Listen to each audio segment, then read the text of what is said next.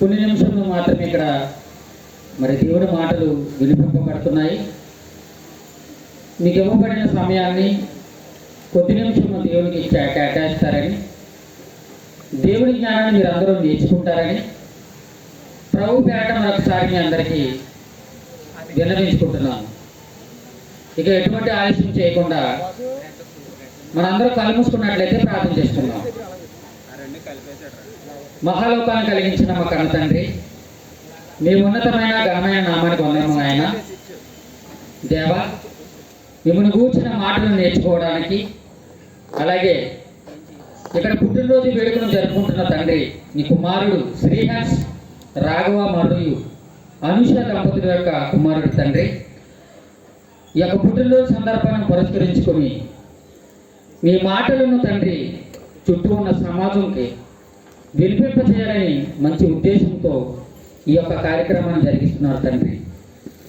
ఈ కార్యక్రమంలో మీరు ఆదరించేంత వరకు నాయన తోడుగా ఉండి సహాయం అనుగ్రహించమని, మాకు అవసరమైన సంగతులను, విషయాలను మీ గ్రంథమైన బైబిల్ నుంచి తండ్రి మేము పరిశీలించేలాగిన, విన్న మాటలను తండ్రి వారి హృదయంలోకి వెళ్ళేలాగిన మీ యొక్క సహాయం అనుగ్రహించమని, కృపను చూపమని ఈ ప్రార్థన మీ కుమారుడు మా రక్షకుడైన యేసుక్రీస్తు వారి నామమున అడిగి వేడుకుంటున్నాను పరమ తండ్రి, ఆమేన్.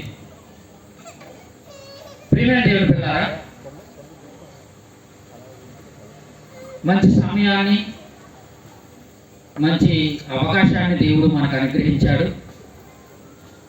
దేవుడి జ్ఞానం ఎప్పుడు మనకి వినపడుతున్నా, దేవుడి సంగతులు మనకి ఎప్పుడు మన చెవుడు పడుతున్నా, వినడానికి ఎప్పుడు ఆతురత కలిగి ఉండాలి.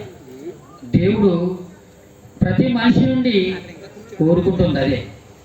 ఎందుకంటే లోకంలో ఉండగా ఎన్నో మాటలు మనం వింటాం, ఎన్నో సంగతులు మనం నేర్చుకుంటాం, ఏవేవో కార్యక్రమాలు మనం ఉండిపోతాం. కానీ దేవుడి మాటలు మనకు ఎప్పుడు బట్టి ఒక దొరకవండి. అదేంటండి, దేవుడి మాటలు మేము ప్రతి ఆదివారం వింటున్నాం కదా, ఎప్పుడు మా మొబైల్ ఫోన్లు ఉన్నాయి కదా, యూట్యూబ్లో మాకు దొరుకుతున్నాయి కదా, దేవుడి మాటలు మేము ఎప్పుడు వింటున్నాం కదా అని మీరు అనుకోవచ్చు. కానీ ప్రియులారా, మీరు విందామని అనుకుంటారు కానీ వినలేరు. మీకు వినాలని ఆసక్తి ఉంటుంది కానీ ఏదో ఒక ఆటంకం మీకు జరుగుతూ ఉంటుంది. కానీ దేవుడు ఏర్పరిచిన ఒక ప్రదేశం ఉంది చూడండి, దేవుడు కలిగించిన ఒక సమయం ఉంది చూడండి. ఆ సమయంలో మీరు దేవుడి మాటలు చాలా బాగుగా వినగలరు, చాలా మంచిగా వినగలరు. ఇదిగో ఇటువంటి ప్రదేశాల్లో మీరు కూర్చుంటున్నప్పుడు ఎవరు మిమ్మల్ని డిస్టర్బ్ చేయలేరు. ఎందుకంటే దేవుని ఆలోచన మీకు అంత బాగా ఉంటుంది. దేవుడు మిమ్మల్ని అలా నడిపిస్తాడు. కనుక పిల్లలు కొన్ని నిమిషాలు మాత్రమే ఈ మాటలు వినపడతాయి, జాగ్రత్తగా వినడానికి ప్రయత్నించండి. ఇక ఈరోజు దేవుడు పుట్టినరోజు జరుపుకుంటున్న కుమారుడు శ్రీహర్ష్, ఏమండి, తల్లిదండ్రులు సహోదరుడు రాఘవ, అనుష గారు, వీరిద్దరూ కూడా మరి వివాహం జరిగి కొంతకాలం అయినా సరే, కొంత సమయం అయినా సరే, ఏమంటే చాలామంది చాలా మాటలు అంటూ చుట్టూ ఉన్నవారు, చుట్టుపక్కల ఉన్నవారు వివాహం అయ్యి 1 year అయింది కదా, 2 సంవత్సరాలు అయింది కదా, 3 సంవత్సరాలు అయింది కదా, మీకు ఇంకా పిల్లలు కలగలేదా, మీరు ఇంకా గర్భవతి, మీరు ఇంకా అవ్వలేదా, ఏమంటే చాలామంది చాలా మాట్లాడతారు కదండి. వివాహం జరిగిన వెంటనే ఏం కలగాలి, పిల్లలు కలగాలని మనుషులకి, పిల్లలు కలగాలని మనుషులు కోరుకుంటారు. వివాహం అవ్వనంత వరకు వివాహం అవ్వలేదంటారు, వివాహం అయిన తర్వాత పిల్లలు అంటారు. సరే, మనుషులు ఎలాగైతే అన్నారు, మరి మిగిలిన వారని అర్థం చేసుకోవాలి కదండి. దేవుడి జ్ఞానం తెలిసిన వారు కూడా ఏమని మాట్లాడతారంటే, మీకు ఇంకా కలగలేదా, మీకు ఇంకా పిల్లలు పుట్టలేదా, ఎన్ని మాట్లాడతారు. ఏ విధంగా మానసికంగా ప్రతి మనిషిని హింసిస్తారు చెప్పండి. చాలామంది ప్రతి మనిషిని మానసికంగా హింసిస్తారు వారి సూటుపోటు మాటలతో. వీరందరూ తెలుసుకోవాల్సిన విషయం ఏంటంటే, పిల్లల్ని ఇవ్వవలసిన వాడు, గర్భఫలాన్ని ఇవ్వవలసిన వాడు పరలోకమందున్న దేవుడు. మీరేదో హాస్పిటల్కి వెళ్ళినంత మాత్రాన, మీరేదో రకరకాల మెడిసిన్ వాడినంత మాత్రాన మీకు పిల్లలు కలగరు. అలా కలిగేలా ఉంటే ఈరోజు హాస్పిటల్స్ ఏమండి ఎలాగవుతున్నారు? డాక్టర్లు ఎలా ఉండేవారు? చాలా గొప్పవారుగా ఉండేవారు. అసలు దేవుని జ్ఞానమే, దేవుడు అనే భయమే మనుషులకు లేకపోతుంది. కానీ దేవుడు పిల్లలను ఇస్తున్నాడు కనుక, అది ఆయన చేతిలో ఉంది కనుక, ఇదిగో కొద్దిగైనా కొంచెమైనా దేవుని యందు మనుషులకు భయభక్తులు ఉన్నది. దేవుని యొక్క భయభక్తులు ఎందుకు కలిగి ఉంటారంటే, ఇదిగో ఇటువంటి సందర్భాలను బట్టి అయినా ఉంటుంది దేవుని మీద. ప్రియమైన దేవుని పిల్లారా, దేవుడు ఒక చక్కని అంశంను గురించి బైబిల్లో రాశారు. మీ అందరికీ తెలుసు, ఎవరి పుట్టినరోజు జరిగినా, ఎవరి పుట్టినరోజు కార్యక్రమం జరుగుతున్నా కీర్తన గ్రంథంలో 127వ అధ్యాయంలో రాయబడిన ఒక సంగతి మన అందరికీ తెలుసు. తెలుసా తెలియదండి? అందరికీ తెలుసు. నోటి మాట చెప్పమంటే అందరూ చెప్పగలరు. ఏమండి? యెహోవా ఇల్లు కట్టించిన ఎడల దాని కట్టువారి ప్రయాసం వ్యర్థమే. యెహోవా పట్టణము కాపాడిన ఎడల దాని కావలి కాయేవారు మేలుకొని ఉండుట వ్యర్థమే. చూసారండి? బైబిల్ తీయకుండా, బైబిల్ చూడకుండా, రెఫరెన్స్ చూడకుండా నోటి మాటతో మనం చెప్పగలుగుతున్నాం ఈ మాట. ఎందుకంటే అనేక సార్లు విన్నాం కనుక. ఇప్పుడు అందరూ మీ బైబిల్ తెరిచి అదే వచనం తీయండి. 127వ అధ్యాయం, కీర్తన గ్రంథం 127వ అధ్యాయం. బైబిల్ కలిగిన ప్రతి ఒక్క సహోదరుడు సహోదరుమని ఈ యొక్క మాటను చూడాలి. ఎందుకు చెబుతున్నానంటే దేవుడు కొంత జ్ఞానాన్ని మనకు నేర్పించాలనుకుంటున్నాడు. కీర్తన గ్రంథం 127వ అధ్యాయం, కీర్తన గ్రంథం 127వ అధ్యాయం మొదటి వచనం. యెహోవా ఇల్లు కట్టించిన ఎడల దాని కట్టువారి ప్రయాసము వ్యర్థమే. యెహోవా పట్టణమును కాపాడిన ఎడల దాని కావలి కాయేవారు మేలుకుని ఉండుట వ్యర్థమే. మీరు వేకువనే లేచి చాలా రాత్రి అయిన తరువాత పండుకునుచు కష్టాజీతమైన ఆహారం తినుచుండుట వ్యర్థమే. తన ప్రియులు నిద్రించుచుండగా ఆయన వారికి ఇచ్చుచున్నాడు. కుమారుడు యెహోవా అనుగ్రహించు స్వాస్యము, గర్భఫలము ఆయన ఇచ్చు బహుమానమే. ఏమండి? కుమారులు యెహోవా అనుగ్రహించు స్వాస్యము. స్వాస్యం అనగా ఏమండి? ఆస్తి. మీకు ఎంత ఆస్తి ఉందండి అని మాట్లాడతారు. మీకు 2 ఎకరాల పొలం ఉందా? మీకు ఏమైనా బిల్డింగ్లు ఉన్నాయా? మీకు ఏమైనా కొబ్బరి తోటలు ఉన్నాయా? మీకు ఏమైనా మామిడి తోటలు ఉన్నాయా? మీకు ఏమైనా జీడి మామిడి చెట్లు ఉన్నాయా? మీకు ఎంత ఆస్తి ఉంది? మీ ఆస్తిని బట్టి ఏం చేస్తారండి? మీకు గౌరవిస్తారు సమాజంలో. మీకు సమాజంలో గౌరవిస్తారు దేనిని బట్టి? మీకు కలిగిన భూ సంబంధమైన ఆస్తిని బట్టి. కానీ ఎంత ఆస్తి ఉన్నా పిల్లలు లేరనుకోండి, ఏమంటారు చెప్పండి? ఎంత ఆస్తి ఉన్నా, మీకు కోట్ల రూపాయల ఆస్తి కలిగి ఉన్నా మీకు పిల్లలు లేరనుకోండి, గర్భఫలం మీకు లేదనుకోండి, ఏమని మాట్లాడతారండి? స్త్రీలను అయితే ఏమంటారు? గొడ్రాలు అంటారు. గొడ్రాలు అంటారు. ఎంత ఆస్తి ఉంటే ఏం సొమ్ము, వాడికి పిల్లలు లేదు అని మాట్లాడతారు. చూసారా? ఒక మాట ద్వారా మీరేమవుతారా? మీ పరువు, మీ గౌరవం సమాజంలో ఏం చేస్తున్నారని తీసేస్తున్నారు, అవమానపరుస్తున్నారు మిమ్మల్ని. అందుకే దేవుడు ఏమంటాడంటే, మీకు కలిగిన పిల్లలు ఎలాంటి వారంటే, దేవుడిచ్చే శ్వాసం ఏదైనా ఉందంటే అది మీకు కలిగిన పిల్లలు అన్నట్టు చూడండి. గర్భఫలం అన్నట్టు చూడండి. గర్భఫలం అన్నట్టు చూడండి. అప్పుడు ఏమాట్లాడుతున్నా? గర్భఫలం ఆయన ఇచ్చి బహుమానం అన్నారండి. వివాహం అయిన వారు అందరికీ ఎవరెవరో ఎన్నెన్నో బహుమతులు తీసుకొస్తారండి. లక్షల రూపాయలు, కోట్ల రూపాయలు విలువైన వస్తువులు తీసుకొస్తారండి. కొంతమంది ఉంగరాలు తీసుకొస్తారు, కొంతమంది చైన్లు తీసుకొస్తారు, కొంతమంది బంగారం తీసుకొస్తారు, కొంతమంది డైమండ్ రింగులు తీసుకొస్తారు, ఎన్నెన్నో తీసుకొస్తారు కదా. కానీ వీరందరూ ఇవ్వలేనిది ఏంటండి? కుమారుడు. గర్భఫలం. గర్భఫలం ఎవ్వరూ ఇవ్వలేదండి. యెహోవా అనుగ్రహించు స్వాస్యం అన్నాడు. ప్రియమైన దేవుని పిల్లారా, ఈ చదవబడిన రెఫరెన్స్లో మీరు ఒక విషయాన్ని గమనించారో లేదో, దేవుడు మొట్టమొదటిగా దేనికోసం మాట్లాడుతున్నాడండి? యెహోవా ఇల్లు కట్టించిన ఎడల దాని కట్టువారి ప్రయాసము వ్యర్థమే అన్నాడు. అసలు దేవుడు ఇంటి కోసం ఎందుకు మాట్లాడుతున్నాడు? చాలా మంది ఈ రెఫరెన్స్ అర్థం కాక యెహోవా ఇల్లు కట్టించిన ఎడల దాని కట్టువారి ప్రయాసం వ్యర్థమే అనగానే ఏమనుకున్నారండి? బాహ్య సంబంధమైన మన ఇల్లు అనుకున్నారు. మీకు అర్థమవుతుందా? మీకు ఇల్లు లేదండి, ఒక పూరు గుడిసెలో ఉన్నారండి. ఇప్పుడు ఆ గుడిసెని మీరు ఇప్పేశారు, శుభ్రం చేశారు, చదువులు చేసేసారు, ఇల్లు కట్టుకోవాలనుకుంటున్నారు. ఇప్పుడు అక్కడ గొయ్యి తీసిన తర్వాత పునాది రాయేస్తారు కదా. చూపించే మొట్టమొదటి రెఫరెన్స్ ఏంటంటే, యెహోవా ఇల్లు కట్టించిన ఎడల దాని కట్టువారి ప్రయాసము వ్యర్థమే. దేవుడు లోక సంబంధమైన ఇల్లు కోసం చెప్తున్నాడా, లేదా మన శరీరమైన ఇల్లు కోసం చెప్తున్నాడా? మనుషులకు అర్థం కాలేదండి, సమాజానికి అర్థం కాలేదండి. దేవుడు చెబుతున్నది నీ లోక సంబంధమైన ప్రకృతి సంబంధమైన ఇంటి కోసం కాదు. ఇది రాతితో కడతారు, సిమెంట్తో కడతారు, కాంక్రీట్తో కడతారు. ఇది దేవుడు ఎలా వచ్చి కడతాడండి? ఈ ఇంటిని దేవుడు ఎలా వచ్చి కడతాడండి? ఎంత అమాయకులు అండి మనం. యెహోవా ఇల్లు కట్టించలేడంటే ఇదిగో మన దేహం అనే, మన శరీరం అనే ఒక ఇంటిని ఇదిగో తల్లి గర్భంలో దేవుడు నిర్మిస్తున్నాడు. అందుకే కదా యేసుక్రీస్తు ఏమన్నాడండి? యేసుక్రీస్తు ఏమండి పరిచయాలతోనూ వీళ్ళందరితో సాక్షితో మీరు అందరితో ఉన్నాడు, ఇదిగో ఈ దేవాలయాన్ని మీరు పడగొట్టండి, నేను 3 దినాల్లో దీన్ని తిరిగి లేపుతాను అన్నాడు. అదేంటి వాళ్ళు అనుకుంటున్నారు? ఈ దేవాలయాన్ని 40 సంవత్సరాలు కట్టారే, నువ్వు 3 దినాల్లో లేపుతున్నావు అంటే యేసుక్రీస్తు అని మాట్లాడుతున్నారు. అంటే వారికి అర్థమైందో వాక్యం? అర్థం కాలేదు. యేసుక్రీస్తు చెప్పింది ఏంటి? తన శరీరం అనే దేవాలయం కోసం, దేవాలయం కోసం. ఇక్కడ దేవుడు మాట్లాడుతుంది కూడా అదే.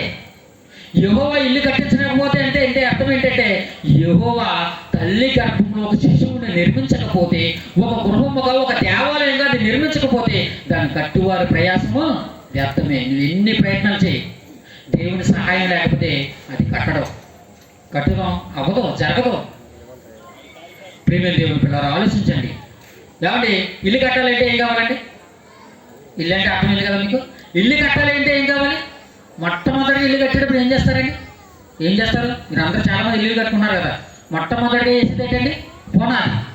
ఇంటికి వేస్తారే పునాది వేస్తుంది. ఈ పునాది ఎంత స్ట్రాంగ్గా ఉంటే, ఈ పునాది ఎంత మంచిగా ఉంటే ఆ ఇల్లు అంత బాగుంటుందండి. అంతే కదండి. కొంతమంది 10 గొయ్యలు తీస్తారు, లేదా 12 గొయ్యలు తీస్తారు. కొంతమంది పెద్ద పెద్ద స్తంభాలతో వేస్తారు, కొంతమంది చిన్న చిన్నగా వేస్తారు. వారి యొక్క తాపతను బట్టి, ఏమండి వారి దగ్గర ఉన్న ధనాన్ని బట్టి వారు ఎంతవరకు వేసుకోగలరో అంతవరకు వేసుకుంటారు.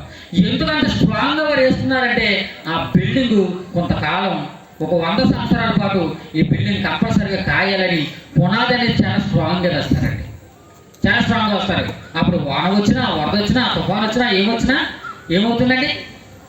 పునాది స్ట్రాంగ్గా ఉన్న బిల్డింగ్ పాడైపోతుందా? ఏం పాడవుతుంది. ఎలాంటి విపత్కరమైన పరిస్థితులు వచ్చినా బిల్డింగ్ అనేది పాడైపోతుంది. అంటే ఒక ఇంటికి పునాది ఎంత ప్రాముఖ్యమో, ఒక కుమారుడు పుట్టిన తర్వాత ఒక బాల్య దశకి పునాది అనేది చాలా అవసరం అండి. జాగ్రత్తగా నా మాట మీకు అందరికీ అర్థం అవుతున్నాయి అనుకుంటున్నాను, అర్థం చేసుకోవడానికి ప్రయత్నించాను.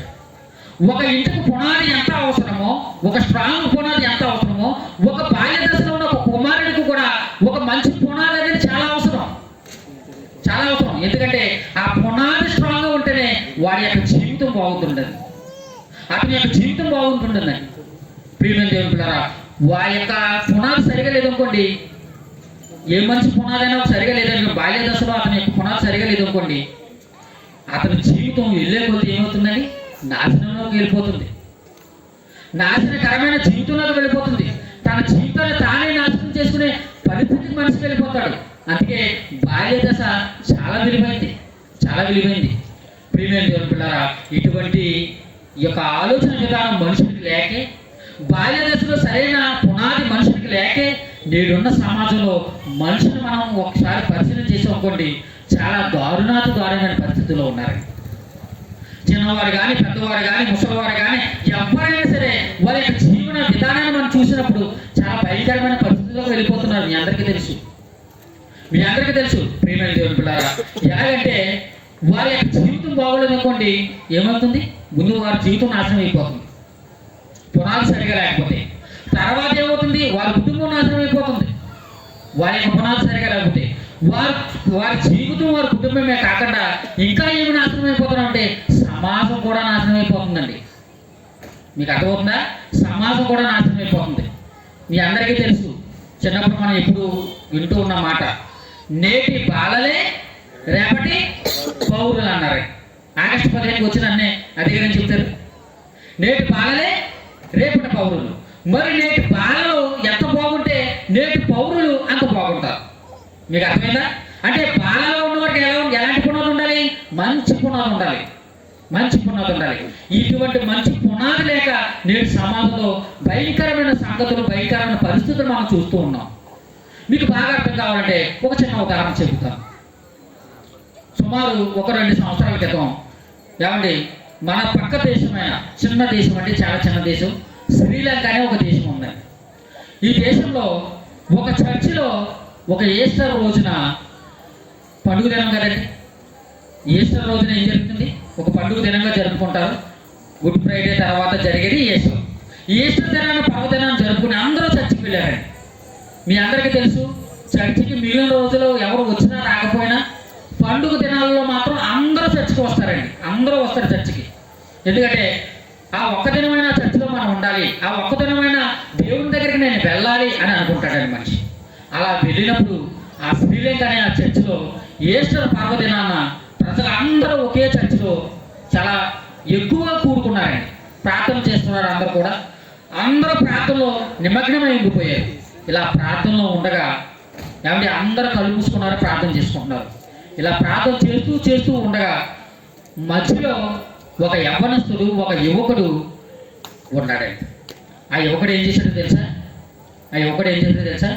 ఒక పెద్ద బాంబుని ఒక బ్యాగ్లో పెట్టుకుని తన శరీరాన్ని తగిలించుకుని ఆ జనాల గుంపులోకి వెళ్ళిపోయి ఆ బాంబు యొక్క బటన్ నొక్కేశాడండి. వెంటనే ఏమైందండి? ఒక పెద్ద బ్లాస్ట్ అయిపోయింది. ఈ బ్లాస్ట్ జరిగిన వెంటనే అక్కడున్న ఆ యొక్క చర్చిలో ఉన్న ప్రతి ఒక్క మనిషి కూడా వేల మంది చనిపోయారండి, వందల మంది చనిపోయారండి. ప్రియమైన దేవుని పిల్లరా, ఇది ఎందుకు జరిగిందండి? ఇది జరగడానికి కారణం ఏంటండి? అతని యొక్క బాల్యం పునాది బాగోలేదు. చూసారా? మంచి పునాది తన తల్లిదండ్రులు వేయకపోవడం వలన ఒక ఉగ్రవాదిగా అతను మారిపోయాడు. ఇదిగో తన యొక్క జీవితాన్ని తానే నాశనం చేసుకున్నాడు, వారి కుటుంబాన్ని నాశనం చేశాడు. ఇదిగో సమాజంలోకి వచ్చి సమాజంలో ఉన్న అనేక మంది మనుషులను చంపడానికి కారకుడయ్యాడు, నాశనం చేయడానికి కారకుడయ్యాడు. ప్రియమైన దేవుని పిల్లరా, ఎందుకు మనుషులు ఎలా మారిపోతున్నారు? ఎందుకు మనుషులు ఎలా అయిపోతున్నారు? చిన్న చిన్న పిల్లలు చిన్న చిన్న విషయాలకి చిన్న చిన్న తప్పుడు నిర్ణయాలు తీసేసుకుంటారండి చిన్నపిల్లలు. ఈరోజు ఎవరికైనా ఒక చిన్న బాబుకి ఒక చిన్న పని చెప్పండి, ఎవరైనా మీ మాట అంటాడండి? ఎవరైనా మీ మాట అంటాడా? ఒరే బాబు, ఒక కొట్టుగాడికి వెళ్ళరా, పలానా ప్రాంతానికి వెళ్ళిపోవు, పలానా ఇక్కడి నుంచి అక్కడికి ఇచ్చేసారా అన్నాడు. ఎప్పుడు మీ మాట అండో? నేను ఎందుకు వెళ్ళాలని మాట్లాడతాడు. ఏమంటే రెక్కలెస్గా సమాధానం చెబుతాడు.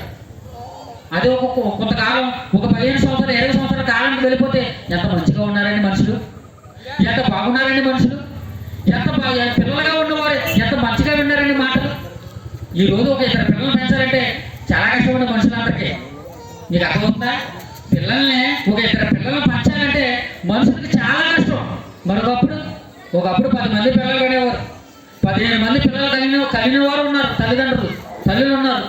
వీరందరూ వారి యొక్క పిల్లల్ని చాలా జాగ్రత్తగా, మంచిగా, బుద్ధిగా ప్రతి ఒక్కరిని పెంచారండి. అలా కూర్చున్న వారు మీలో కొంతమంది ఉన్నారు, పెద్ద వయసులో ఉన్నవారు మీలో కొంతమంది ఉన్నారు. అలా చూసిన వారిని కొంతమంది నేను కూడా చూశాను. ప్రియమైన దేవుడు, నేడు ఎలా ఉన్నారా?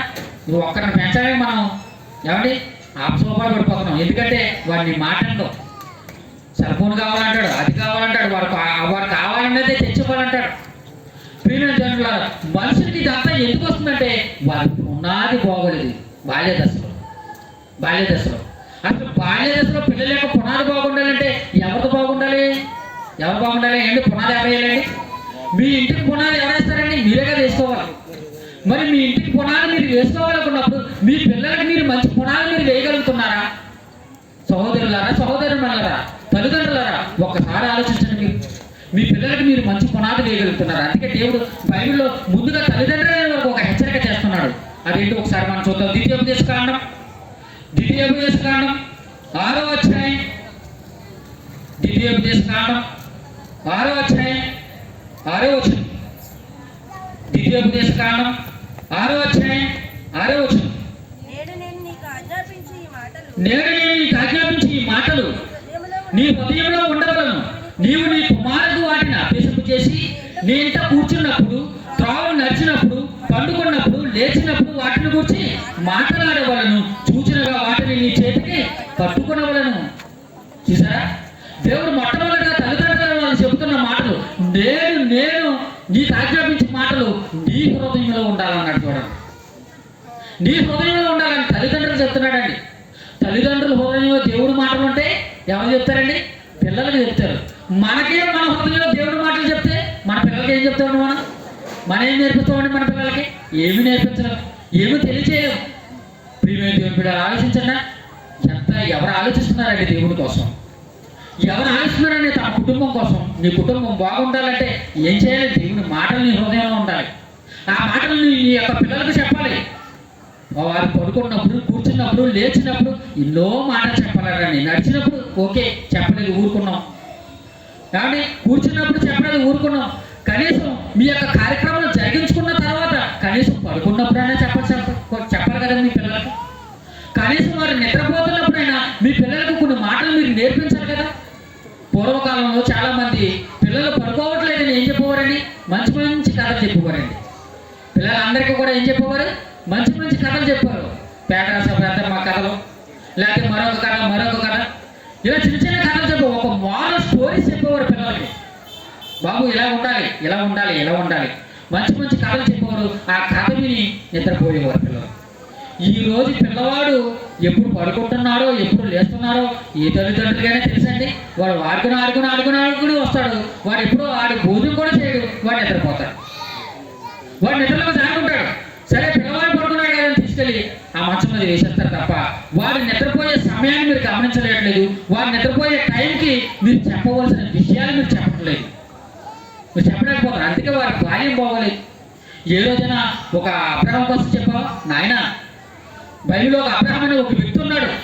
ఇదిగో అతను 100 సంవత్సరాల వరకు దేవుడు పిల్లలు ఇవ్వకపోయినా ఇంకో మాట మీద నిలబడ్డాడు, దేవుడి మీద విశ్వాసం కలిగి ఉన్నాడు. తర్వాత అతను కుమారుని బలి ఇవ్వని దేవుడు కోరిన ఇదిగో బలి ఇవ్వడానికి సిద్ధపడ్డాడు.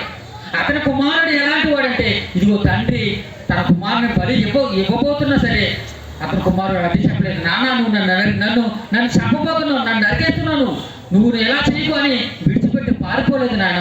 అటువంటి కుమారుడుగా, అటువంటి తల్లిగా, అటువంటి తండ్రిగా నువ్వు నేను ఉండాలని ఏ రోజైనా మీ పిల్లలకు చెప్పారా? ఏ రోజైనా మీ పిల్లలకి నేర్పించారా? ఇటువంటి మోరల్ స్టోరీస్ మీ పిల్లలకు చెప్పారండి? ఏ రోజు చెప్పలేదు. ఒక దావీదు కోసం మంచిగా చెప్పావా?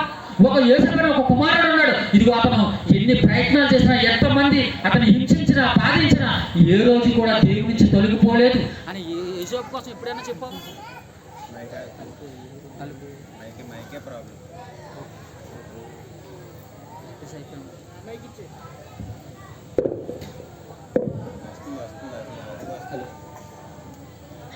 Hello, right.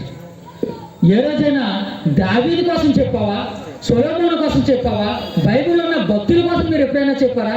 ప్రియమైన దేవుని పిల్లరా, ఇటువంటి వారి కోసం మనం చెబితే మన పిల్లల భవిష్యత్తు ఎంత బాగుంటుందండి, ఎంత బాగుంటుందని. వారు నిద్రపోయడానికి మనం ఏం చేస్తాం తెలుసా? బైబిల్ మాటలు చెప్పం, ఒక టీవీ చూస్తాం. స్త్రీలైన వారైతే ఒక సీరియల్లో ఉండిపోతారు. భర్తలైన వారైతే ఒక మద్యం సేవించడానికి వెళ్ళిపోతారు, వీధుల్లో తిరగడానికి వెళ్ళిపోతారు. మీ పిల్లల భవిష్యత్తు బాగు చేయడానికి మీరు ఆలోచించడు. పెద్దవాడైనప్పుడు మాత్రం మీరు ఏం చేయాలి? మా పిల్లవాడు మంచివాడు అంటావు. పెద్ద అయినాక వాడు ఏం చేస్తాడండి? నీ నెత్తి మీద ఎక్కువ కూర్చుంటాడు. నువ్వు భోజనం పెట్టమంటే భోజనం పెట్టడం, నువ్వు సంపాదించిన ఆస్తిని లాక్కుంటాడు. నువ్వు సంపాదించిన ఆస్తి నీకు ఇవ్వడానికి కూడా ఇష్టపడడు. ఎందుకు ఇటువంటి పరిస్థితి మీకు వచ్చిందంటే మీరు వారికి మంచి పునాది వేయలేదు. మీరు వారికి మంచి పునాది వేయకపోతే వారి జీవితం నాశనం అవ్వడానికి కాకుండా మీ జీవితం కూడా నాశనం అయిపోతుంది. మీ వృద్ధాప్యం ముందు మీ జీవితం సాఫీగా ఉండాలంటే మీరు వారికి మంచి పునాది వేయాలి. దావీదు తన కుమారుడికి మంచి పునాది వేశాడండి. సొలొమోనుకి దావీదు చనిపోతున్నప్పుడు మంచి మాటలు చెప్తున్నాడండి. నా కుమారుడా, ఇదిగో నీ యొక్క ఆస్తుల కోసం ఆశపడకు, నీ రాజ్యాల కోసం, మనుషుల కోసం నేను నీకు చెప్పట్లేదు. ఇదిగో నువ్వు వర్ధిల్లాలంటే, నువ్వు బాగుపడాలంటే, నీ జీవితం బాగుండాలంటే ఇదిగో దేవుని యందు భయభక్తులు కలిగి ఉండు అని చెప్పాడండి. సొలొమోనుకి ఈ మాట ఎప్పుడైతే దావీదు చెప్పాడో సొలొమోను దేవుణ్ణి అడిగిన కోరికండి, ఇదిగో ప్రభువా, ఈ యొక్క జనానికి నాకు తీర్పు దిద్దడానికి నాకు జ్ఞానం సరిపోదు, నాకు జ్ఞానం లేదు, కాబట్టి ఈ ప్రజలకు న్యాయమైన తీర్పు తీర్చడానికి నాకు మంచి జ్ఞానాన్ని అనుగ్రహించని దేవుడు ఒక మంచి కోరిక కూడానండి సొలొమోను. అప్పుడు దేవుడు ఏమన్నాడు తెలుసా? సమయం లేదు కనుక చేపట్టలేదు రెఫరెన్స్. దేవుడు ఏమన్నాడు తెలుసా? అప్పుడు ఇదిగో నీవు బంగారం నేను, ఆస్తి నేను, నీ శత్రువుల ప్రాణం నేను నువ్వు అడగలేదు, కానీ నీకు జ్ఞానము కొద్దిగా ఉన్నదని నీవు అడిగావు. ఇదిగో నువ్వు అడిగిన జ్ఞానానికి విస్తారంగా ఇస్తాను, వాటితో పాటు నువ్వు అడగని ఏవైతే ఉన్నాయో వాటన్నిటిని కూడా నీకు అనుగ్రహిస్తాను అన్నాడు. చూడండి, దావీదు తన కుమారుడికి ఒక మంచి పునాది వేశాడు కనుక సొలొమోను అంత గొప్ప జ్ఞానిగా ఉన్నాడు. ఈ రోజుకి మనం చెప్పుకుంటున్నాం. ఈ రోజుకి సొలొమోను కోసం మనం చెప్పుకుంటున్నాం. రాబోయే తరాలు కూడా చెప్పుకుంటారు. ఎందుకంటే దావీదు మంచి పునాది వేశాడు సొలొమోనుకి మంచి పునాది వేశాడు. నేడు చూడండి చిన్నపిల్లలు ఏదైనా మాట చెప్పామో పాపం వినట్లేదండి, వినట్లేదు. సెల్ ఫోన్ చూడకరానావా, నువ్వు చూడదానావా, కోపం చేస్తున్నాడండి. కోపం నుంచి అలిగిపోయి ఉరిపెట్టుకునేవాడు ఒకడు చనిపోయేవాడు ఒకడు. ఏదండి లేదు మీరు చనిపోవడం కాకుండా లేదండి ఒక కత్తిపీటో ఒక రాడ్డో ఏదో ఒకటి తెచ్చి బ్యాట్ ఇచ్చి కూడా వేయడం ఈ మధ్యలో ఒక్కొక్క కుర్రవాడు. తల్లి ప్రీపేర్ గేమ్ ఆడొద్దన్నదని సెల్ ఫోన్ లాగేసుకున్నదని కోపంతో ఉక్రోషం వచ్చేసి ఏం చేశాడు తెలుసా, తన ఇంటితో తన ఆడుకునే ఒక క్రికెట్ బ్యాట్ తెచ్చి తల్లి సెల్ ఫోన్ ఛార్జింగ్ పెడుతుందండి తీసుకుని వద్దన్నందుకు ఆ బ్యాట్ తీసుకుని బుర్ర మీద వాడేసాడండి. మీకు అర్థమైందా? తల్లి వెంటనే చనిపోయింది. ఎందుకమ్మా నీకు ఈ పరిస్థితి వచ్చింది? వాడు సెల్ ఫోన్ తీసుకుంటున్నప్పుడు వద్దని నువ్వు చెప్పాలి కదా. ఆ రోజు నువ్వు వద్దని ఆపేస్తే ఏంటి ఎంత బాగుందని. ఆ రోజు పిల్లవాడు ఆడుకుంటాడు కదా, నాకు గోల తగ్గుతుంది కదా, నేను వీడిని ఆడించలేకపోతున్నాను కదా, వీడు ఏడుస్తున్నాడు కదా అని సెల్ ఫోన్ నుంచి పక్క పంపించేసావు. ఈరోజు ఏమైంది? నీ ప్రాణానికి ఎసరు తెచ్చేవాడు. ప్రియమైన ఇదంతకీ ఎందుకు జరుగుతుందంటే పిల్లవాడికి ప్రభు యందు శిక్షలోను బోధలోను మనం పెంచకపోవడం వల్ల వారికి కోపిస్తులు అయిపోతున్నారు. సహనం లేని మనుషులుగా అయిపోతున్నారు. ఏదో ఒక చిన్న సమస్య వస్తే పరిష్కరించలేకపోతున్నారు. దాన్ని ఎలా తట్టుకోవాలి, మనం ఎలా సహనం కలిగి ఉండాలి, ఎలా ఓర్పు కలిగి ఉండాలి, ఏ రోజు ఏ పిల్లలకు తెలుస్తుంది చెప్పండి? ఎవరికైనా తెలుస్తుందా? ఎవ్వరికీ తెలియట్లేదండి. అందుకే మన హృదయంలో దేవుని మాటలు ఉండాలి, మన పిల్లలకు దేవుని మాటలు చెప్పాలి. అందుకే చెప్తున్నాను చూడండి, అందరూ మీ బైబిల్ తెచ్చి ఎఫెసీయులకు రాసిన పత్రిక ముగించుకుందాం. ఎఫెసీయులకు రాసిన పత్రిక 6వ అధ్యాయం త్వరగా. ఎఫెసీయులకు రాసిన పత్రిక 6వ అధ్యాయం, ఎఫెసీయులకు రాసిన పత్రిక 6వ అధ్యాయం 4వ వచనం. తండ్రులారా మీ పిల్లలకు కోపం రేపక ప్రభు యొక్క శిక్షలోను బోధలోను వారిని పెంచండి. దేవుడు ఏం చెప్తున్నాడండి? తల్లిదండ్రులారా మీ పిల్లలకి ఏం రేపుతున్నాడండి? కోపము రేపక. వారి కోపం రేపకంటే వారిని కోపిస్తుగా మీరు మార్చకండి. వారిని అలా మార్చకుండా ప్రభు యొక్క శిక్షలోను బోధలోను వారిని పెంచండి అన్నాడండి. అలా మీ పిల్లలు పెరిగినప్పుడు మిమ్మల్ని ఎంత బాగా చూసుకుంటారండి, ఎంత అంటే బహుమానంగా మీకు వారిని చూసి మీరు ఎంత మురిసిపోతారో చూడండి. చాలా గొప్పగా ఉంటారండి దేవుని పిల్లలు. దేవుని కోసం బ్రతుకుతున్నప్పుడు మంచిగా ఉన్నప్పుడు మీ పిల్లవాళ్ళని చూసి మీరు గర్వపడతారు. బైబిల్లో తిమోతి అనే ఒక వ్యక్తి మీ అందరికీ తెలుసు. చాలామందికి తెలియకపోవచ్చు, బైబిల్ తెలిసిన వరకు తెలిసి ఉండొచ్చు. ప్రియమైన దేవుని పిల్లలారా, ఈ తిమోతి ఒక మంచి గొప్ప దైవజనుడు.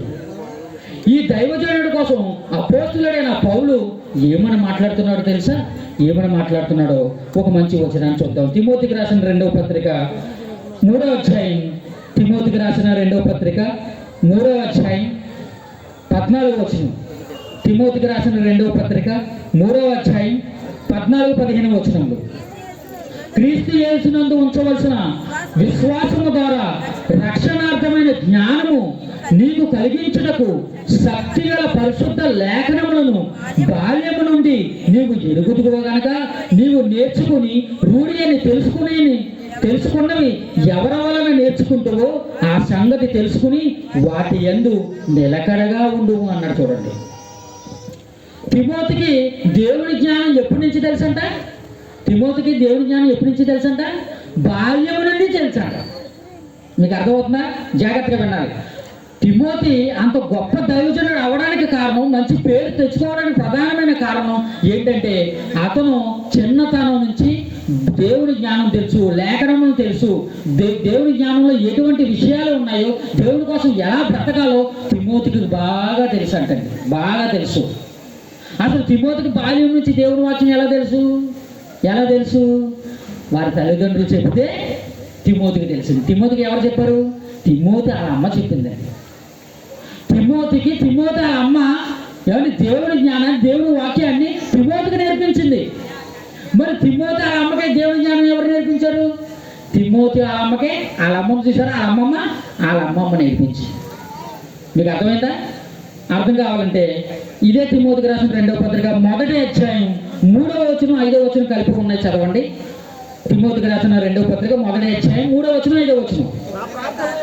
నా ప్రార్థన యందు ఎడతెగక నిన్ను జ్ఞాపకం చేసుకునుచు నీ కన్నీళ్లను తలచుకుని నాకు సంపూర్ణ ఆనందం కలుగుటకై నిన్ను చూడవలని రేయింపగలు అపేక్షించుచు నీ యందున్న నిష్కపటమైన విశ్వాసము జ్ఞాపకం చేసుకుని నా పితరాచార ప్రకారము నిర్మలమైన మనస్సాక్షితో నేను సేవించుచున్న దేవుని ఎడల కృతజ్ఞుడనే ఉన్నాను. ఆ విశ్వాసము మొదట నీ అభయైన లోయలోను నీ తల్లి అయిన యునికెలోను వసించెను. అది నీ యందు సహా వసించుచున్నది నేను రూఢిగా నమ్ముచున్నాను అన్నాడు. చూడండి, తిమోతి ఎవరు మాట్లాడు? తిమోతి కోసం అపోస్తులుడైన పౌలు ఒక స్టేట్మెంట్ ఇస్తున్నాడు, ఒక సాక్ష్యం చెప్తున్నాడు. ఇదిగో తిమోతి, నువ్వు ఇంత విశ్వాసం కలిగిన వాడుగా ఎలా మారావంటే, మొట్టమొదటిగా మీ అమ్మ చూసావా, మీ తల్లి ఉంది కదా, మీ తల్లి అయిన లోయలోను యూనికేలోను ఆమె తల్లి అయిన లోయలోను వసించుచూ ఉన్నదంట. మీకు అర్థమైందా? దేవుని వాక్యం ఏమండి లోయలో ఉందనంట తిమోతిల అమ్మమ్మ. తర్వాత తిమోతిల అమ్మ ఎవరండి? యూనికేలో ఉన్నదంట. యూనికే తర్వాత ఎవరికి వచ్చిందండి? తిమోతికి వచ్చింది. తిమోతి తర్వాత తిమోతికి పిల్లలు ఉన్నారనుకోండి, ఎవరికి వస్తుంది? తిమోతి పిల్లలకు వస్తుంది. అంటే 3 తరాలుగా దేవుని జ్ఞానం ఎలా వచ్చిందో చూడండి. మన తరంలో చూసుకోండి అనుకోండి, మా తాతకి దేవుని జ్ఞానం లేదు. మీకు అర్థమైందా? నా తరంలో నేను చూసుకుంటే, నా తరం ఎందుకు మా నాన్న ఉన్నాడు, నా తండ్రికి దేవుని జ్ఞానం లేదు. అలాగే నా అతని తండ్రికి దేవుని జ్ఞానం ఉంది, అతని తండ్రికి దేవుని జ్ఞానం లేదు. అతని తండ్రి సుబ్బారావు, అతనికి దేవుని జ్ఞానం, అతనికి దేవుని జ్ఞానం లేదు. చూసారా? కానీ నా తరంలో పుట్టిన నా తల్లి నాకు దేవుని జ్ఞానాన్ని నేర్పించడానికి ఒక మంచి పునాది వేసింది, ఒక మంచి ప్లాట్ఫారం చూపించింది, చర్చికి నడిపించింది, నన్ను దేవుని సంఘానికి వెళ్ళడం నేర్పించింది, నాకు సండే స్కూల్కి నన్ను పంపించింది. దేవుని జ్ఞానాన్ని నేను వాక్యం రూపంలో నేను నేర్చుకున్నాను. బైబిల్ అంటే ఏంటి, దేవుడు అంటే ఏంటి, అందులో భక్తులు అంటే ఏంటి, కొద్దిగా నేర్చుకున్నాను. ఈ రోజు నేను వాక్యం చెప్పే స్టేజ్కి వెదిగాను. ఇది నాకు యొక్క గొప్పతనం కాదు, దేవుని యొక్క గొప్పతనం. దేవుడు నాకు ఇచ్చిన ఈ యొక్క ఆశీర్వాదాన్ని ఇదిగో రాబోయే నా కుటుంబం తరపున నా గర్భాన్ని పుట్టిన నాకు కూతురు పుట్టింది, నా కూతురికి నేను నేర్పించాలి, నా కుటుంబ సభ్యుడికి నేర్పించాలి, నా చుట్టూ ఉన్న ఈ సమాజానికి నేను నేర్పించాలి. ప్రియమైన దేవుని పిల్లరా, మన పునాది ఎంత బాగుంటే మన యొక్క బ్రతుకు జీవితం అంత బాగుంటుంది చూడండి, అంత బాగుంటుంది చూడండి. అందుకే దేవుడు తిమోతి జీవితం చూసారా ఎలా ఉందో, వాళ్ళ తల్లి ఎంత చూసారా, 3 తరాలు ఎంత బాగుందో చూడండి. అటువంటి వారిగా మనం ఉండాలి. అందుకే నేడున్న పిల్లలకి దేవుని జ్ఞానం నేర్పించండి, దేవుని భక్తుల వారిని పెంచండి. బాలుడు నడవవలసిన త్రావును వానికి నేర్పండి బాల్యం నుండి. సామెతల గ్రంథం చివరిగా, సామెతల గ్రంథం 22వ అధ్యాయం చివరి మాట, సామెతల గ్రంథం 22వ అధ్యాయం 6వ వచనం, చివరి వచనంగా సామెతల గ్రంథం. అందరూ బైబిల్ తీయండి, బైబిల్ కలిగిన ప్రతి ఒక్కరు కూడా బైబిల్ తెరిచి చూడనమ్మా. సామెతల గ్రంథం 22వ అధ్యాయం 6వ వచనం, బాలుడు నడవవలసిన త్రావును వానికి నేర్పుము, వాడు పెద్దవాడైనప్పుడు దాని నుండి తొలగిపోడు. మీకు అర్థమవుతుందా? బాలుడు నడవలసిన త్రావ అంటే చిన్నపిల్లగాడుగా పుట్టాడు. ఇప్పుడు రాఘవానికి ఒక కుమారుడు పుట్టాడు, శ్రీహంస. వాడు నడవలసిన త్రావ అంటే ఇంటిలోంచి హాల్లోంచి రోడ్డు మీదకి, రోడ్డు నుంచి ఈ చివరికి, ఆ చివరి నుంచి ఇంకో చివరికి నడిపించడం నడక. మీకు అర్థమైందా? నడవడికి అన్నాడు కదా, అక్కడి నుంచి ఇక్కడికి, ఇక్కడి నుంచి అక్కడికి నడిపించడం నడక. అది కాదు నడక. ఆ నడక మీరు నేర్పించకపోయినా నడిచేస్తాడు వాడు. ఇప్పుడు పాకుతాడు, తర్వాత ఏం చేయడం, నిలబడిన తర్వాత ఒక్కో అడుగు వేస్తాడు. ఈ అడుగు మీరు నేర్పించవలసిన అవసరం లేదు, వాడు ఏదోలాగా నడిచేస్తాడు. కానీ మీరు నేర్పించవలసిన నడవడికి ఇంకొకటి ఉంది, దానికోసం చెప్తున్నాడు దేవుడు ఇక్కడ. బాలుడు నడవలసిన త్రావానికి నేర్పు, వాడు ఎలా మాట్లాడాలి ముందు అది నేర్పు. పెద్దవాళ్ళని ఎలా గౌరవించాలి, చిన్నానైతే చిన్నాన్న, పెదనాన్నైతే పెదనాన్న, అక్క అయితే అక్క, చెల్లి అయితే చెల్లి, నాన్నమ్మ అయితే నాన్నమ్మ, చెల్లెమ్మ అయితే చెల్లెమ్మ. మాట్లాడడం నేర్పించు. మనం అలా నేర్పించం. వాళ్ళని తిట్టమ్మా, ఈయన తిట్టమ్మా, ఏమంటే వాడు నిక్కిన తిట్టమని మనమే నేర్పిస్తాం. వాడి ముందు బూతులు మనమే మాట్లాడతాం, వాడి ముందు మనమే గొడవలు ఆడుకుంటాం. మరి ఇవన్నీ చూసిన బాలుడు ఏం నేర్చుకుంటాడో, ఏ త్రోవ నేర్చుకుంటాడో. ఓహో, మా అమ్మ ఇల్లు బూతులు ఆడింది కదా, నేను 2 మాటలు మాట్లాడితే తప్పేముంది. ఒకసారి మాట్లాడతాను మీ దగ్గర, మీరు తిడతారు. 2సారి మాట్లాడతారు మీ దగ్గర, తిడతారు. 3వసారి బయటకు వెళ్ళి మాట్లాడతారు. అప్పుడు ఎవడో ఆడిని అడ్డగించడం. మీకు అర్థమైందా? మూడోసారి బయటికి వెళ్ళి మాట్లాడినప్పుడు అతను ఎవరో అడ్డగించరు. ఎందుకంటే బూతులు మాట్లాడడం బయట సమాజానికి కామన్ కదా. బూతులు మాట్లాడడం బయట సమాజం కామనే కదండి. ఎవడన్నా ఒక బూతు మాట్లాడాడు అనుకోండి, వాడిని పెద్ద నేరం చేసినట్టుగా చూస్తారా? ఎవడన్నా జస్ట్ కామన్గా వదిలేస్తారు. అలా కామన్గా వదిలేసినప్పుడు ఆ కుమారుడిని 1 కాస్త 2 అవుతుంది, 2 కాస్త 3 అవుతుంది, 3 కాస్త 10 అవుతుంది. ఇక వాడిని ఎవడో ఆపలేడు. ఇంకా బూతులు మాట్లాడుతారంటే నీ తరం కాదు, ఇంకా నీ వల్ల కాదు. ఇంకా ప్రియమైన దేవుడు, అలాగే ప్రతి ఒక చెడు అలవాట్లన్నా, ఒక బ్యాడ్ హ్యాబిట్స్ అని ఏదైనా సరే కొంతమంది ఉంటారండి. వారిని చూస్తే నాకు చాలా ఆశ్చర్యం వస్తుందండి. కుమారుడు వారు ఎదుర్కొంటా సిగరెట్ కాల్చిన, బీడీ కాల్చిన, చుట్ట కాల్చిన, మందు తాగిన ఏమీ అంటారండి. అప్పుడు ఏం మాట్లాడరు. పిల్లవాడు కదండి, సరదాగా బీరు తాగుతాడండి ఫ్రెండ్స్తో. కుర్రాడు కదండి, పోలే చెప్తే వదిలేస్తాడని అనుకుంటాడు. వాడు పెద్ద అవుతాడు కదా, వాడు అందులో మునిగిపోయిన తర్వాత అప్పుడు చూసి బాధపడతారు. నా కుమారుడండి పెద్ద తాగుబోతు అయిపోయింది. వీడిని మార్చడానికి ఇప్పుడు ఎక్కడ తీసుకొస్తారు? మీకు అర్థమైందా? వీడు వీర తాగుబోతు అయిపోయిన తర్వాత ఇతను మార్చడానికి ఎక్కడికి తీసుకొస్తారు? చర్చికి తీసుకెళ్తారు. మీకు అర్థమైందా? అతను వీర తాగుబోతు అయిపోయినా ఎక్కడ తీసుకెళ్తారండి? చర్చికి అదేదో చిన్నప్పుడు తీసుకురావచ్చు కదమ్మా. అతను చిన్నతనంలో ఉన్నప్పుడే అతను చర్చికి తీసుకురావచ్చు కదా, దేవుడి మాట వినిపింప చేయొచ్చు కదా. అప్పుడు తీసుకెళ్ళరు. అప్పుడు ఏమైంది? కుర్రోడు ఆడుకుంటున్నాడు. మిగిలిన రోజులంతా ఆడుకున్నా సరిపోదు, ఆదివారం మాత్రం కూడా ఆడిపించే 1 గంట కూడా మీరు మీ కుమారుని ప్రార్థన తీసుకురాలేదా? దేవుడి మాటలు చెప్పలేదా? రారు. ఇప్పుడు మీరే కదా అన్నారు, లోకంలో సామెత ఉంది కదా, మొక్క ఏమంగండి మోనే వంగిన, మోన అయిన తర్వాత వంగుదామని దీన్ని వంచుదామని చూస్తే ఏమవుతుందండి? కొమ్మ ఇరిగిపోతుంది తప్ప నా చెట్టు పనికి రాదు. ఇంకా మీకు అర్థమైందా? మొక్కగా ఉన్నప్పుడు నువ్వు వంచితే వంగుతుంది, చెట్టు అయిపోయిన తర్వాత వంగుతుందండి. ఇది వంగదు. ఉంచామంటే ఏమవుతుంది? విరిగిపోతుంది. అంటే నీ కుమారుడు ఏమవుతాడు? అయితే ఏదో చేస్తాడు, లేదంటే నిన్ను బయటికి దండించేస్తాడు. మీకు అర్థమైందా? ప్రియమైన దేవుడు ఆలోచించండి. అంటే మనం ఏవలసిన పునాది బాల్యంలో మంచి పునాది వేస్తే నీ కుమారుడు పెద్దవాడు అయినప్పుడు దాని నుంచి తొలగిపోయాడు. పెద్దవాడు అంటే ఎప్పుడన్నాడండి? పుట్టినోట్లో చిన్న మాట రాసి చూడండి. వృద్ధుడు అయినప్పుడు అని మాట్లాడారు చూడండి. వృద్ధుడు అయినప్పుడు దాని నుంచి తొలగిపోడు. మీరు చిన్నతనంలో ఏబిసిడీలు అలా ప్రతిదీ నేర్పించారు మీ పిల్లవాడికి. ఇప్పుడు ముసలివాడు అయిపోయాడు. మీ కుమారుడు ఏబిసిడీలు మర్చిపోతాడా? మీ కుమారుడు రైటింగ్ రాయడం మర్చిపోతాడా? మీ కుమారుడు చదవడం మర్చిపోతాడా? మీ కుమారుడు చనిపోయేంత వరకు ఏమండి అదేమన్నా నేర్చుకున్నది మర్చిపోతాడా? విడిచిపెట్టాడండి. కాబట్టి చిన్నపిల్లలు ఒక తెల్ల కాగుతుంది లాంటి వారి మీద ఒక మంచి పునాది మీరు వేసి సమాజంలో మీ యొక్క కుటుంబంలో, మీ యొక్క జీవితంలో ఎన్ని బాగుండాలంటే మంచి జీవితాన్ని, మంచి పునాదిని వారందరికీ మీరు అందరూ వేసి పిల్లలు కలిగిన తల్లిదండ్రులు మీరు అందరూ కూడా మీ యొక్క కుమారుల నిమిత్తం మంచి ఆలోచన కలిగి ఉంటారని కోరుకుంటూ, ఇదిగో ఈ యొక్క కార్యక్రమం జరిగించిన సహోదరుడు రాఘవ, అలాగే అనుష సహోదరిని, అలాగే వారి కుమారు శ్రీహన్స్, అలాగే వారి కుటుంబ సభ్యులు సలాది వారి మరి పుట్టినరోజు ఈ వేడుకలు మీరు అందరూ వచ్చిన మీ అందరికీ కూడా మన ప్రభు అయిన యేసుక్రీస్తు వారి పేరిట నా శుభాకాంక్షలు తెలియజేస్తూ ఈ యొక్క మాటలు ముగిస్తున్నాను. కళ్ళు మూసుకున్నట్లయితే ప్రార్థన చేసుకుంటాం. మహాలోకాన్ని కలిగించిన మా కన్న తండ్రి దేవా, మీకు వేలాది వందనాలు తండ్రి.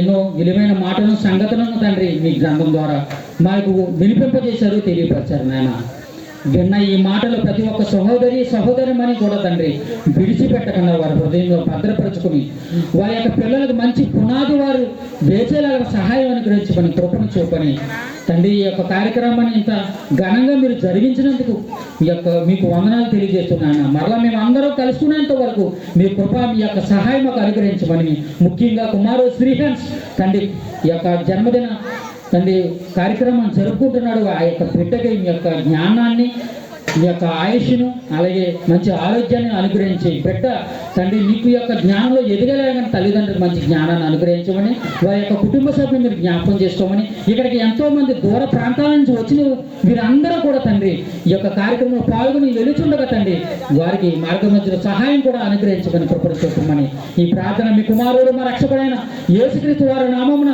అడిగి వేడుకొంచున్నాం పరమ తండ్రి. ఆమేన్. అందరికీ వందనములు.